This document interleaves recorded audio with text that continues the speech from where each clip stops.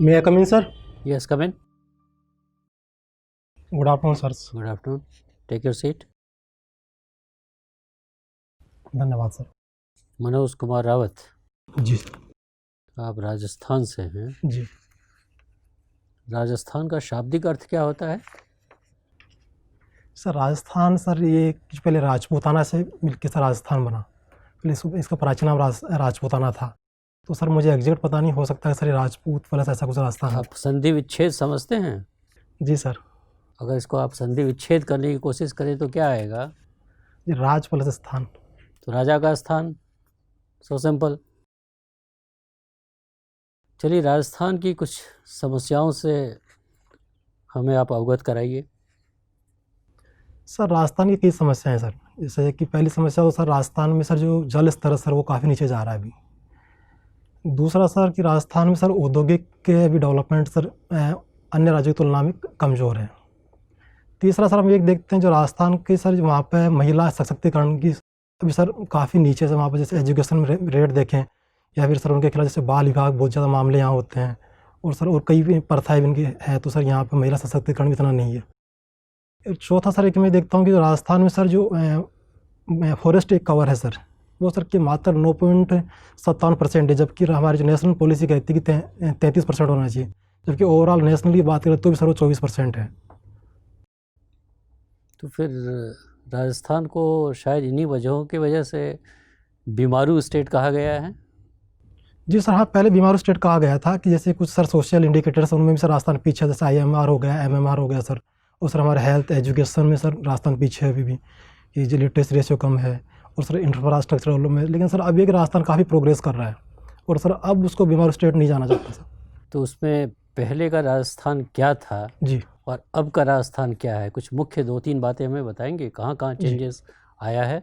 जी sir, एक तो sir Rajasthan जो भी है ये औद्योगिक क्षेत्र में सर काफ़ी डेवलपमेंट कर रहा है सर। यहाँ पर भी हाल ही में राजस्थान ने राजस्थान रिसर्जेंट समिट आयोजन किया ताकि इन्वेस्टमेंट को यहाँ पर अट्रैक्ट किया जा सके। दूसरा सर कि जैसे कि ये यहाँ पर इंडस्ट्रियल डेवलपमेंट के लिए सर लेबर रिफॉर्म्स कर रहा है राजस्थान बड़े लेवल पे।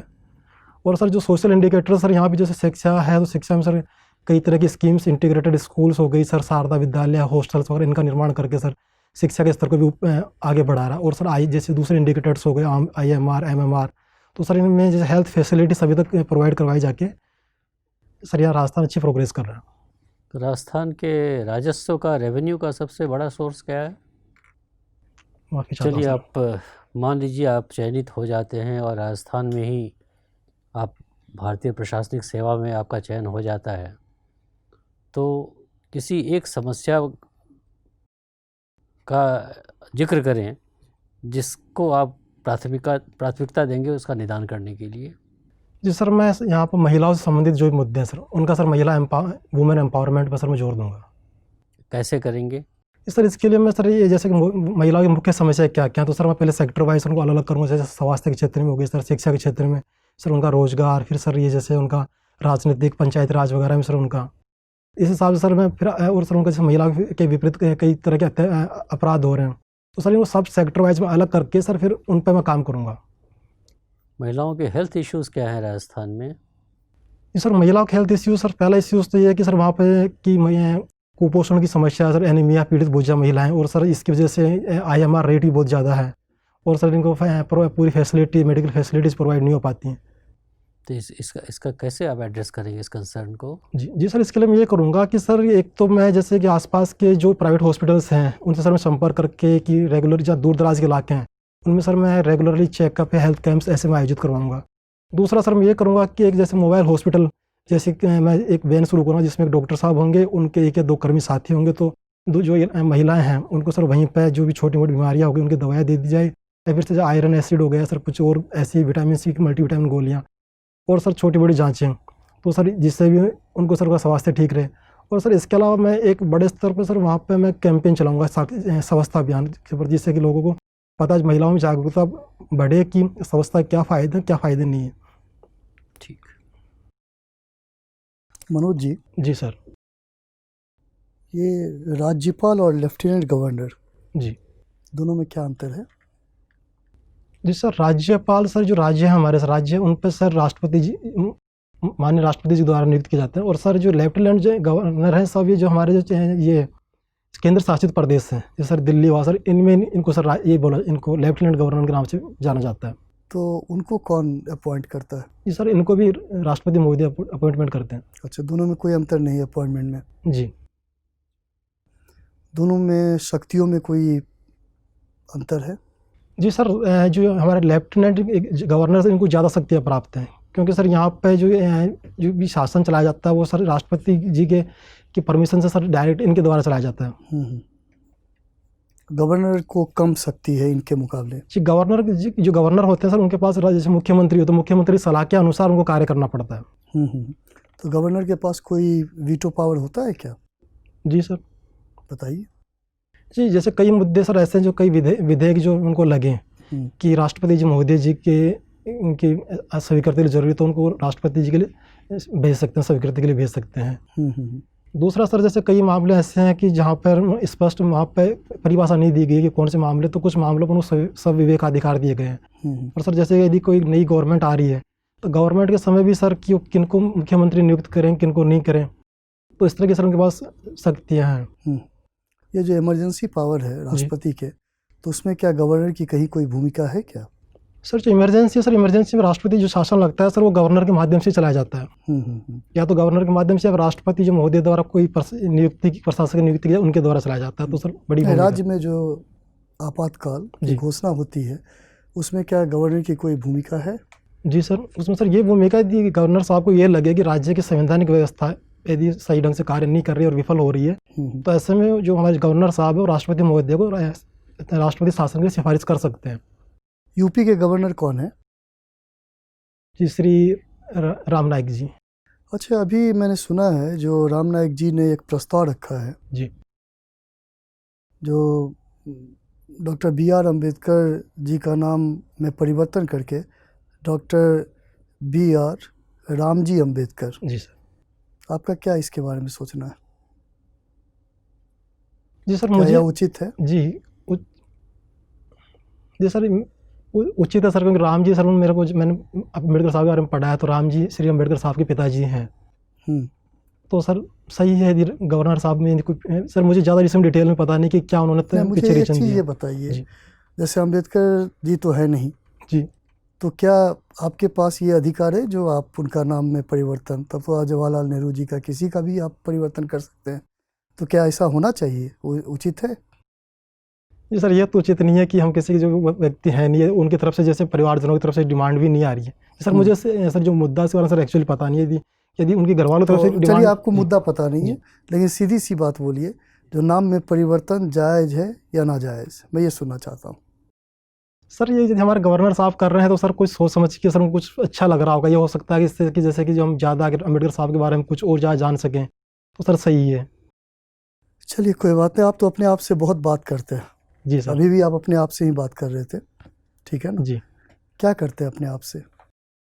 सर अपने आप से सर मैं अपने बारे में बात करता हूँ, अपने बारे में पर्सनैलिटी क्या है, मेरे क्या टारगेट्स हैं, या फिर मैं कैसे क्या चल रहा हूँ, क्या मेरे को करना चाहिए, मैं कहाँ तक पहुँच अच्छा ये बताइए, कभी SC/ST एट्रोसिटी एक्ट, ठीक है, उसमें ही परिवर्तन आए हैं, तो उसके बारे में आप अपने आप से थोड़ा बात कीजिए, मैं सुनना चाहता हूँ आप क्या बात करते हैं। कि सर उसमें मैं ये कि एट्रोसिटी एक्ट आया तो मैं अपने आप से बात करता हूँ कि एट्रोसिटी एक्ट आया तो इसकी क्या जैसे सुधार अभी सुप्रीम कोर्ट ने ये दिया। सर आप सुप्रीम कोर्ट की बात कर रहे हो ना सर, निर्देश? हाँ। जी, जैसे सुप्रीम कोर्ट ने जो निर्देश दिए हैं तो इनके पीछे क्या वजह है, क्यों दिए हैं सुप्रीम कोर्ट ने निर्देश, और दिए हैं तो कि जो सुप्रीम कोर्ट के निर्देश है कहीं ये इनका दुरुपयोग तो नहीं हो जाएगा, जैसे कि कानून था कहीं जो मूल कानून है, मूल कानून की भावना को तो ये नुकसान नहीं पहुँचाएगा। तो सर इसके पीछे सर फिर एक तो जैसे मैं खुद से क्वेश्चन कर रहा हूँ, फिर इससे मैं खुद आंसर दूंगा। सर मैंने जैसे पढ़ा है कि जो SC/ST जो मामले दर्ज हो रहे हैं उनमें सर कन्विक्शन रेट केवल 23% है। सर ऐसे में लगता है कि सर काफ़ी मुकदमे इनमें सर कन्विक्शन रेट नहीं है, तो हो सकता है कि इनका दुरुपयोग किया जाए, कई लोग सर की आशंका है ये। और सर दूसरा फिर ये कि जैसे कि सुप्रीम कोर्ट ने निर्देश दिए तो मैं सोच रहा हूँ कि निर्देश दिए तो कहीं जो कानून की मूल भावना है कहीं उस पर तो प्रहार नहीं कर रहे, कहीं उसकी मूल भावना तो नष्ट नहीं कर रहे। तो सर मैं जब इसका एनालिसिस करता हूँ तो सुप्रीम कोर्ट ने ऐसा कोई कहा नहीं कि कुछ जिससे कि कानून है जो मूल भावना नष्ट होती हो, बस उन्होंने वो दिया है कि सेफ गार्ड्स कुछ दिए हैं। तो सर एक सोचने मुझे लगता है कि सेफ गार्ड्स ठीक होने भी क्यों निर्दोष आदमी के फंसे, क्योंकि सर यदि हम किसी के विरुद्ध ऐसा कोई। तो आप सुप्रीम कोर्ट का समर्थन करते हो इस मामले में? हाँ, जी चलिए ठीक है, एक लास्ट क्वेश्चन आपका, पीएचडी क्या टॉपिक है आपका? जी सर, दलित उन्नयन और सामाजिक न्याय अम्बेडकर दृष्टि। चलिए ठीक है। मनोज, जी सर। चलिए आप तो अंबेडकर की दृष्टि पर काम कर रहे हैं, रिसर्च कर रहे हैं। जी सर। मुझे बताइए कि यह जो जाति का सवाल है, जी सर। इसको रिजॉल्व करने के लिए एक बहुत महत्वपूर्ण काम ये था कि जातिवार जनगणना होती, जी और जातिवार जनगणना की मांग भी की गई, जी सर। और शायद उसे आधे अधूरे माना भी गया, लेकिन अभी तक उसके परिणाम नहीं मिल पाए। क्या वजह है? सर मैं समझ नहीं पाया सर, परिणाम नहीं मिल पाए सर। अभी तक हमारे पास एक्चुअल कास्ट सेंसस रिजल्ट्स क्यों नहीं है? सर इसके पीछे गवर्नमेंट इसलिए नहीं दे रही कि सर किस जो डेटा है सर उनका राजनीतिक रूप से या फिर इनका दुरुपयोग हो सकता है सर, या डाटा फिर का तो उपयोग होना ही चाहिए। अगर वो डाटा राजनीतिक है तो राजनीतिक उपयोग होना चाहिए। अब तो पॉलिटिकल साइंस के विद्यार्थी हैं। नहीं सर, यदि ऐसा कोई चीज़, ऐसी कोई सूचना जो समाज में सर जो भाईचारा या फिर सौहार्द को सर कमजोर करे, सर जो सामाजिक न्याय की प्रक्रिया सर उसको कमजोर करे, तो सर वो डेटा या फिर वो जैसे चीज़ें क्या सूचना। आशंका है? सर ये एक डेटा की जैसे कि अभी जो एक्चुअल में चल रही है हमारी सेंसस है, कास्ट है, इसमें किसकी कितनी क्या पॉपुलेशन है, कितनी क्या नहीं है, तो एक्चुअल अभी हमें पता नहीं, तो इससे हमें पता चल पाएगा उनकी क्या एक्चुअल पोजीशन, ज़्यादा पोजीशन, वो पता चल पाएगा। इससे सर इसको ये भी हो सकता है कुछ राजनीतिक दल हैं वो इसको मुद्दा बना लें। अतः नहीं बनाना चाहिए। सर जाति को राइट हैं आप, अम्बेडकर पर विचार कर रहे हैं, उसके हिसाब से मुझे बताइए क्या वास्तव में ये राजनीतिक मुद्दा नहीं होना चाहिए? सर जाति सर राजनीतिक मुद्दा नहीं होना चाहिए सर, जाति नहीं होना चाहिए, बाकी सभी का विकास एक मुद्दा होना चाहिए। ये होना चाहिए कि जो हमारे देश है उसकी जो जनसंख्या है उनका कितना विकास हुआ, कितना नहीं हुआ, तो आनुपातिक प्रतिनिधित्व किसे कहते हैं? सर अनुपातिक प्रतिनिधित्व सर ये है कि जिस भी जाति का जितना हमारा जो समाज में भी पॉपुलेशन है उसी के अनुपात में सर उनको जो भी सरकारी सेवाएं हैं या फिर आपको पद लगता है हैं। ये न्यायपूर्ण बात है? जी सर, ये तो न्यायपूर्ण मैं इसके लिए समझ। हमें अनुपात पता होना चाहिए। जी सर। और आप कह रहे हैं अनुपात इसलिए नहीं पता लगने देना चाहिए कि लोग अनुपातिक प्रतिनिधित्व मांगेंगे। सर अनुपात सर हमें पता है सर, जैसे कि एससी का इतना, एसटी का इतना, लेकिन सर इनमें भी जो कास्ट बनी हुई है सर, और जो छोटी कई जैसे सब कास्ट बनी हुई है, कई और डिवीजन हुए हैं, तो सर उनके बारे में सर एक्चुअल पता नहीं है। और नहीं होना चाहिए। जी सर। और नहीं होना चाहिए। नहीं सर, होना तो चाहिए सर कि हमें पता होनी चाहिए, लेकिन सर वो एक हमें परिस्थिति देखनी पड़ेगी कि हमारा कि जो समाज अभी किस हिसाब से चल रहा है, किस हिसाब से नहीं चल रहा, कि ऐसी कोई घटना या फिर कोई चीज़ें जो समाज में दरार पैदा करती है, ऐसी नहीं होनी चाहिए। बाकी तो सर होना चाहिए, पता तो होना चाहिए। चलिए कोई बात नहीं। मुझे बताइए कि थोड़ी देर के लिए कल्पना कीजिए कि आपको एक ज़िले का जिलाधिकारी बना दिया गया जी। और आप एक, जाहिर है कि आप एक जाति से बिलोंग करते हैं। जी सर। और वहाँ एक ऐसी स्थिति आती है जिसमें कि एक अंतर्जातीय विवाह, जिसमें कि एक दलित महिला और एक ब्राह्मण लड़का या वैसे वर्षा मान सकते हैं, उनके कारण तनाव है। यदि आपने यह विवाह होने दिया, जो कि सबसे ज़्यादा प्रोग्रेसिव तरीके से होने देना चाहिए, लेकिन अगर होने दिया तो कम से कम 4-5 लोगों की मौत उस तनाव के कारण होनी तय है। इस बारे में आप एक निश्चित सूचना है। ऐसी स्थिति में आप क्या करेंगे? जी सर, ऐसी स्थिति में सर मैं कई चरणों पर काम करूँगा। सर पहला तो ये कि सर मेरे पास सूचना कि 4-5 लोगों की मौत हो सकती है, तो सर मैं ये इसको सर दिखाई दे रहा है कि अगर इनकी शादी हुई तो इसके परिवार के, उसके परिवार के, वगैरह वगैरह करके 4-5 लोग तो मारे ही जाएंगे। तो सर मैं तत्कालीन परिस्थितियों में सर जो विवाह है उसको सर थोड़ा डिले करूँगा। सर उनको ये नहीं कहूँगा कि आप विवाह मत करिए, विवाह सर उनको मैं करवाऊँगा। हो सकता है सर 2 दिन, 5 दिन, 10 दिन बाद। लेकिन सर जब तत्कालीन, जैसे आपने विवाह रोका, दोनों का विवाह कर दिया जाएगा। ऑब्वियसली आपका इंतजार थोड़ी ना करेंगे वो। तो सर उसके लिए जैसे मैं प्रशासन, सर जैसे मैं डीएम हूँ, तो मैं मेरे जो प्रशासन है, जो पुलिस फोर्स है सर, उनको सर मैं वहाँ डिप्लॉय करूँगा। उसी वजह से सिर्फ 4-5 मरेंगे, नहीं तो 400-500 मरते। उससे पहले तो सर मैं जैसे वहाँ के जो बड़े लोग हैं, पंच लोग हैं, फिर जो वहाँ के ग्राम पंचायत है सर, इनके सदस्य और जो बड़े अच्छे समाज के प्रबुद्ध लोग हैं, उनसे सर मैं उनका साथ सब कर लिया। अंततः आपके पास निर्णय नहीं लेना है कि 5 लोगों को मरने दें या इन 2 की शादी होने दें। क्या करेंगे? ये लीगल है, ये कानूनी है, नैतिक है, वो इलीगल है, गैर कानूनी है, लेकिन 5 लोग हैं। सर ऐसे तो 5 लोगों की जान बचाऊंगा सर मैं। चलिए कोई बात। आपके पिता शिक्षक हैं? जी सर। शिक्षा के काफ़ी निकट से आप देख रहे होंगे। ये हाल में सीबीएसई के पेपर लीक हुए हैं। जी। आपको लगता है कि जिस प्रकार का कम्युनिकेशन सिस्टम अब पूरे देश में है, हर किसी के पास फ़ोन है, फोटोग्राफ लिया जा सकता है, ऐसे में इतने केंद्रीकृत परीक्षा की कोई औचित्य रह गया है? पूरे देश में एक ही परीक्षा होगी तो पेपर लीक होगा ही होगा।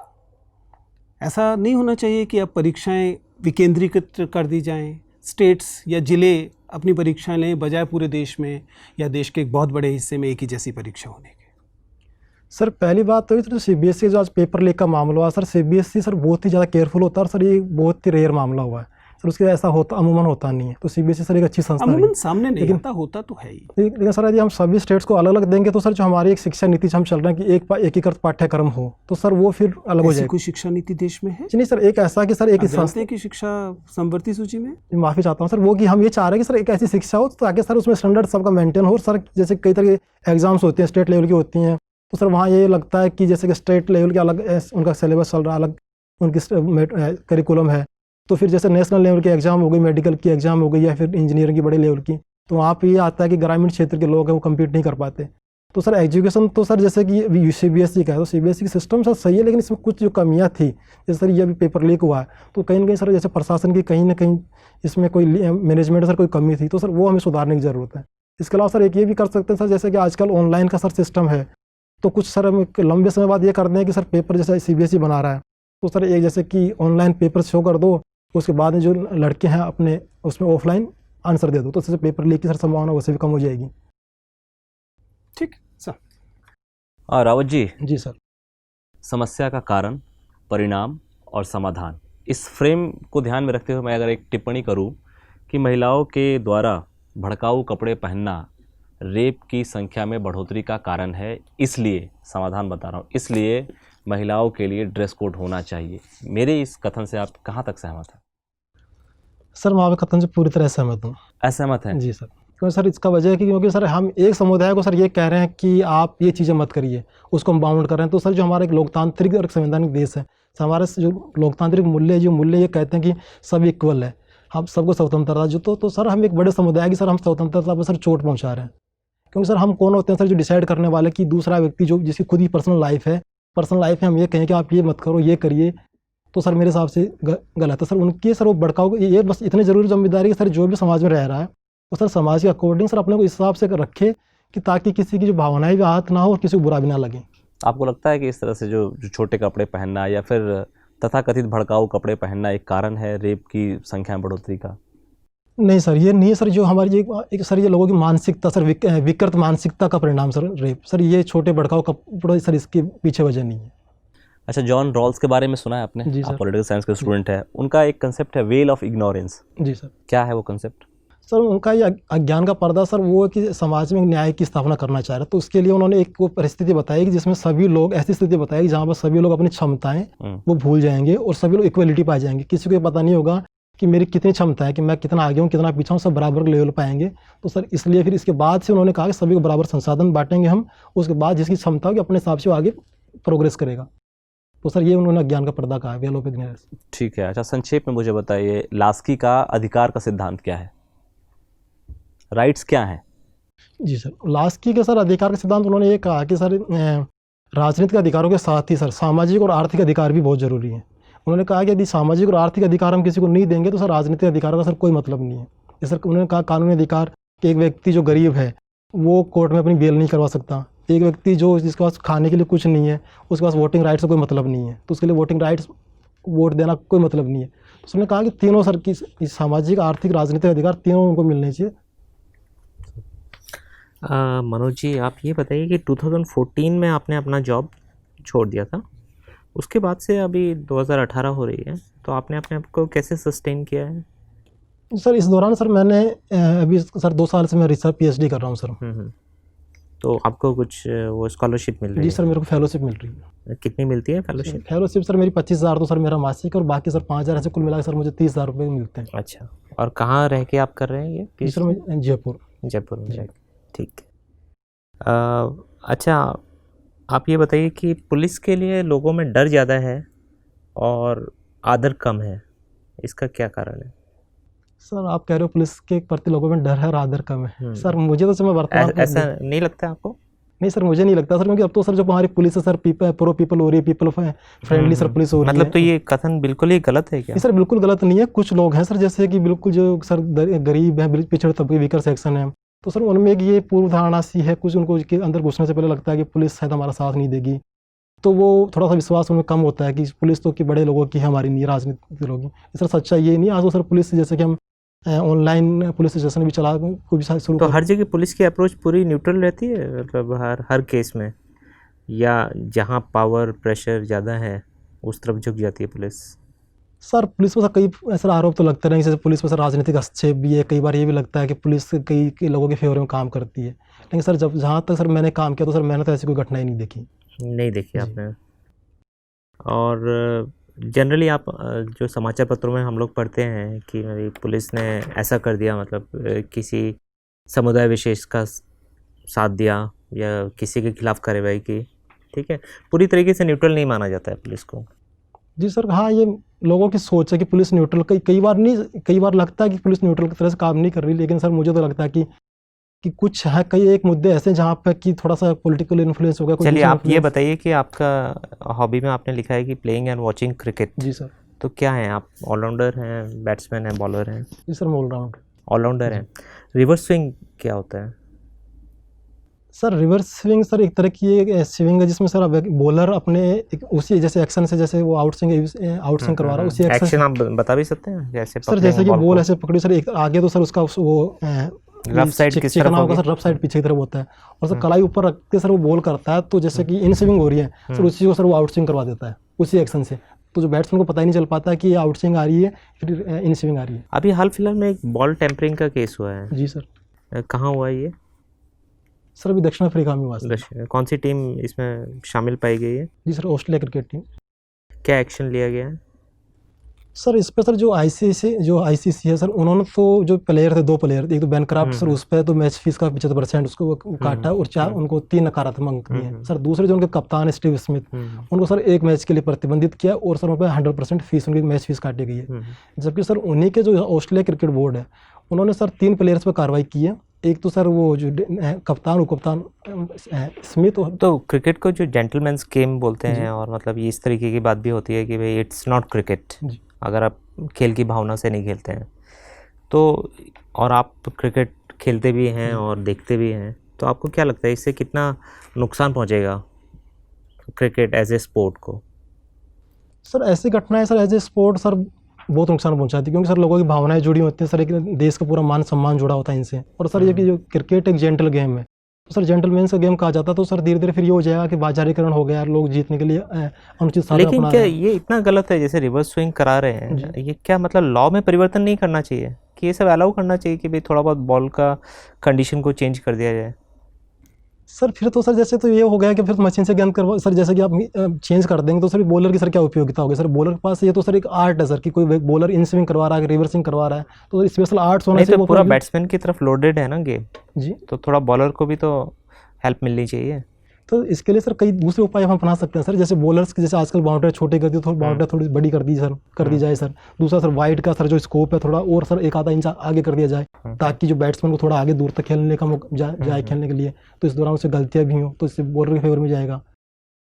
और आपको क्या लगता है कि आईपीएल के आने से क्या, और ये 2020 के आने से टेस्ट मैचेस का जो लोकप्रियता है वो कम हुई है? नहीं सर, टेस्ट क्रिकेट सर एक अलग ही क्रिकेट, टेस्ट क्रिकेट का सर जो क्रिकेट में सर बहुत बड़ा स्थान है, तो सर इसकी तो सर पहले लोकप्रियता सर वही बनी हुई है सर। ये जरूर है सर जो आईपीएल और T20 आने से सर आजकल जो क्रिकेट है सर, कई जैसे कि फटाफट क्रिकेट में तब्दील हो गया, और थोड़ा इसमें एंटरटेनमेंट आ गया उसमें। ठीक है, थैंक यू। चलिए मनोज जी, आपको क्रिकेट से ही जुड़ा अंतिम सवाल पूछते हैं।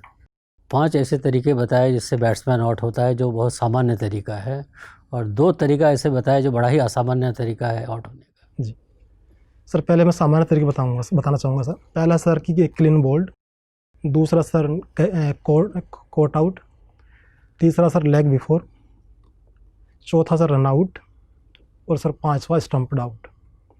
और सर अब 2 मैं सामान्य में सर, एक तो गया सर कि हैंड द विकेट आउट, और क्या दूसरा होता है ये? जैसे सर गेंद आ रही है सर, उसको हाथ से सर गेंद रोक ली सर, या फिर जैसे बैट से गेंद खेले और गेंद स्टम्प से जा रही है तो उनको हाथ से रोक लिया। दूसरा सर कि एक ये होता है कि टाइम्ड आउट, जैसे प्लेयर आ रहा है 3 मिनट से, जैसे प्लेयर आउट हो गया, उसके नेक्स्ट प्लेयर को 3 मिनट के अंदर आ जाना होता है, यदि 3 मिनट के अंदर नहीं आया तो सर उसको आउट मान लिया जाता है। तो उसको कैसे ऑटोमेटिकली आउट हो जाता है? 3 मिनट के अंदर नहीं आया तो टाइम आउट हो जाता है उसका? जी सर, उसमें जो विपक्षी कप्तान उसको कहेगा, आपत्ति उठाता, तो इस पर जो अंपायर उसको आउट घोषित कर देता, 3 मिनट में नहीं आया। आपत्ति उठाने के बाद ही आउट किया जाता है उसको। बहुत बहुत धन्यवाद, आपका इंटरव्यू हो गया, आप जा सकते हैं। धन्यवाद सर, धन्यवाद सर।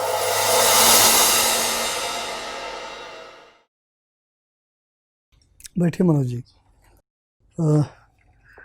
मनोज जी देखिए, आप तो पीएचडी भी कर रहे हैं, भीमराव अंबेडकर जी पर, ठीक है। अच्छा, कैटेगरी भी आपका एससी कैटेगरी भी है। ये क्वेश्चन जो है आप बोल रहे थे, जो मुझे अभी ज़्यादा जानकारी नहीं है, लेकिन इसमें फिर भी एक क्लैरिटी होनी चाहिए। देखिए, नाम परिवर्तन, ठीक, और वो भी चूँकि आपके पास जानकारी नहीं, इसलिए थोड़ी दिक्कत है इसमें। केवल यूपी में नाम परिवर्तन, ये भी देखिए, ये तो वर्ल्ड लीडर है ना। अब यूपी में एक नाम, आपके विश्व में दूसरा नाम, पूरे भारत में तीसरा नाम, तो ये नाम। और चौथी बात आप देखिएगा, जितने भी आपके एससी लीडर्स हैं वो सभी इसको अपोज कर रहे हैं, ठीक है।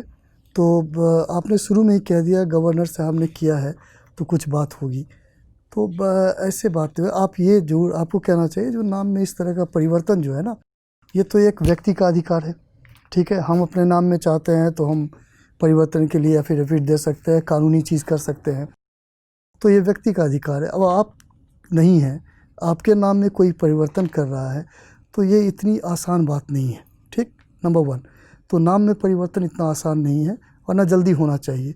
दूसरी बात आपको ये भी कहना चाहिए, चूँकि गवर्नर साहब ने किया है तो फिर सर मैं देखूंगा जो उन्होंने क्यों किया है, ठीक है। लेकिन आपने ठीक उसका उल्टा कर दिया, आपने कहा गवर्नर साहब ने किया है तो ठीक ही होगा। जी सर, हाँ, मैं ये आप यदि आप सर यहाँ सीएम साहब को कहते तो सर मैं इसको अपोज करता, लेकिन गवर्नर साहब है एक संवैधानिक पोस्ट पे, तो सर मैं स्टैंड नहीं ले तो पाया। इसलिए और भी हो सकता है गलत हो जी सर, तो हाँ, उस चीज़ को, हाँ, ठीक है ना। एक तो ये था आपका। अच्छा, दूसरी बात, आपका लेफ्टिनेंट गवर्नर और गवर्नर, ठीक है, आपकी बातें सही थी, लेकिन मुझे चूँकि आप पॉलिटिकल साइंस के स्टूडेंट हैं, मैं आपके मुंह से एक ही सेंटेंस सुनना चाह रहा था। जो गवर्नर, अगर आप स्टेटस के हिसाब से देखिए, प्रेसिडेंस के हिसाब से, तो गवर्नर ऊपर है, लेकिन जब पावर के हिसाब से देखिए, रियल पावर, तो लेफ्टिनेंट गवर्नर आगे है। बस यही मैं सुनना चाहता था और कुछ भी नहीं। मनोज, बाय एंड लार्ज अच्छा है, कुल मिलाकर आपसे बात करके अच्छा लगता है और कुल इम्प्रेशन अच्छा है। शुरुआत में ज़रूर थोड़ा सा आप नॉन वर्बल कम्युनिकेशन आपका टेंटेटिव रहता है, आप थोड़ा सा हल्का सा कंपन दिखाई देता है और लगता है कि अभी आप सेटल नहीं हुए, लेकिन जब सेटल हो जाते हैं तो चीज़ें बेहतर है। I was not happy with your hairstyle, वो पूरे में जा नहीं रहा है। मैं कुछ सजेस्ट नहीं कर जी रहा सर, हूँ, हम एक बार खुद सोचिएगा कि अगर हेयर कट की ज़रूरत है तो हेयर कट लीजिए, या सोचिएगा कि अदरवाइज़ आप एकदम फॉर्मल दिखाई देते हैं, लेकिन किसी वजह से आपका हेयर उसके साथ मैच नहीं कर रहा है। तो सर हाँ, मेरे साथ कि मेरे सर बाल खुले रहते हैं और सर मैं कंघी करता मैं नहीं, कुछ तो सजेस्ट नहीं कर रहा नहीं सर, मैं जेल लगा लूँ, मैं सोच रहा हूँ जेल हाँ, लगाने की। देख लीजिएगा, हाँ, जेल नहीं, मैं शुड सर इस बार वर्क, जेल सोच शुड रहा हूँ, वर्क, अगर मैं जेल जेल शुड लगाऊँ वर्क, सर, या मेरे बाल खुले किसी रहते हैं, हेयर थोड़े कट से की ज़रूरत हो तो हेयर कट ले हेयर कट लीजिएगा। मैं करवाऊंगा हाँ, सर। वो मतलब I am not suggesting anything, sir, जो मैं तुम्हें सही लगे इस वही बार मैं कीजिए। सोच रहा हूँ, क्योंकि सर मेरे बाल थोड़े से बीच में भी आ जाते हैं कई हाँ, बार, तो वो थोड़े थोड़ा से सा और सर बाल खुले ना रहते हैं। डिस्ट्रैक्ट थोड़ा सा कर रहे जी थे, हाँ, मैं करूँगा। अदरवाइज ठीक है। एक आध जगह पर आपका जो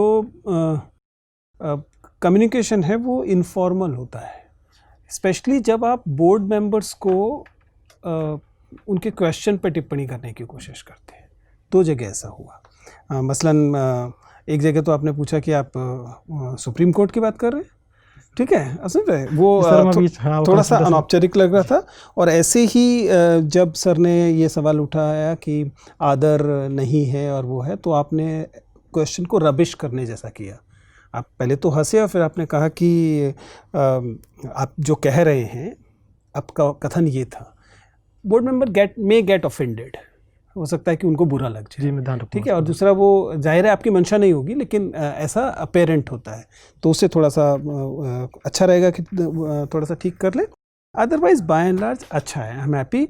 सिचुएशन को I thought you will be handling a little better, but ठीक है, उस समय जो आपको जस्टिफाई लगा जी सर, आपने सर किया, 5 तो सर मैं लगा के सर 5 आदमी मतलब ये सही है, लेकिन वो एक बार मतलब ठीक है, आप जो आपको नियम कायदे कहते हैं आप वो उस पर ज़्यादा जोर देने की कोशिश करेंगे। हाँ, जैसे मैं उनका शादी भी कर रहा था, फिर सर मेरे को कहेंगे कि आप तुम 5 को मार भी दिए, ये भी तो कहता कि सुरक्षा करना सर मेरी ठीक है, जिम्मेदारी लेकिन है। पता नहीं कितने और बचते भी उससे। ठीक। राव जी, अच्छा है। पहले प्रश्न में थोड़ा सा 1-2 चीज़ और आप इनकॉर्पोरेट कर सकते थे, पुलिस एंगल आप डाल सकते थे, ठीक है, कि इस तरह से हो रहा है तो पुलिस, क्योंकि आपका पुलिस का बैकग्राउंड है, ठीक है, बाकी by and large okay. Manoj ji, अच्छा है, सब कुछ बढ़िया था, आपने ठीक ठाक आंसर भी दिए हैं। और मुझे जो सर के क्वेश्चन में लगता है कि मतलब शायद एक स्टैंड, मतलब अगर वैसा लिया जाता कि वो विपरीत स्टैंड होता कि 5 लोगों को आप मारने दे रहे हैं, क्योंकि मतलब दैट इज़ वो आपके हाथ में नहीं है शायद, ठीक है, लेकिन आप तो लॉ को अपहोल्ड करेंगे ना as a officer of law, या मतलब आपको जो संवैधानिक जिम्मेदारी है उसका निर्वाह करेंगे। भाई आप मतलब उससे कैसे पीछे हट सकते हैं ना। खैर एनीवेज वो मतलब स्टैंड लेने वाली बात है। दूसरा लास्ट टाइम इंटरव्यू में किन का बोर्ड था और कितना स्कोर बस साहब थे 157 मिले थे सर मुझे। 157 मिले थे ना। नहीं आप और अच्छा, बेहतर आप कर थे सकते यहाँ हैं। पे? अच्छा। जी हाँ सर यहाँ आए थे? हाँ जी सर, पिछली बार सर मैं कुछ गलतियाँ करके आया था सर। जैसे मेरे कोर्ट से पूछा गया था तो मैं कोर्ट के लोअर स्ट्रक्चर में बता नहीं पाया था कि वो लोअर स्ट्रक्चर क्या है सर। ऐसे मेरे से पूछा था कि UNO के सर कितने सदस्य हैं, तो सर मैं 154 गलत बता दिया। वो बोला कि UNO का महासचिव कौन है, तो वो भी सर मैं बता नहीं पाया। इनके अलावा फिर एक ड्रग समस्या पूछी थी सर, वहाँ पर मैं कुछ जवाब तो कुछ जगह मैं करके आया था, कुछ गलतियाँ थी सर। हो सर उनसे सर कुछ नहीं, इससे इफेक्ट पड़ा बेहतर होगा सर। आएगा, इससे बेहतर आना चाहिए मेरे ख्याल से, पिछली बार से तो बेहतर आना चाहिए। तो सर जैसे कि आप सर मेरे को आज के परफॉर्मेंस से कितने मार्क्स देना चाहोगे सर, आप देना चाहो तो? देखो मार्क्स देना तो मुश्किल है कहना कि मार्क्स कितना, वो तो नहीं सर, आज की परफॉर्मेंस आपको जैसे मेरा लगा हर सर। इंडिविजुअल अपना मार्क्स देता है, फिर जाके वो कंपाइल होता है marks. It's not chairman's prerogative कि उसने जो डिसाइड कर लिया सारे मेंबर्स मान गए उसको, इसलिए। लेकिन परफॉर्मेंस आपका अच्छा है।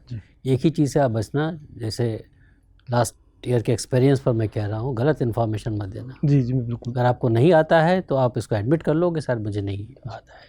वो निगेटिव नहीं है, निगेटिव तब होगा जब आप गलत इन्फॉर्मेशन दोगे। जी हाँ। उससे आप आज इस बार के इंटरव्यू में बचना आप, अदरवाइज ठीक है सब कुछ। धन्यवाद सर।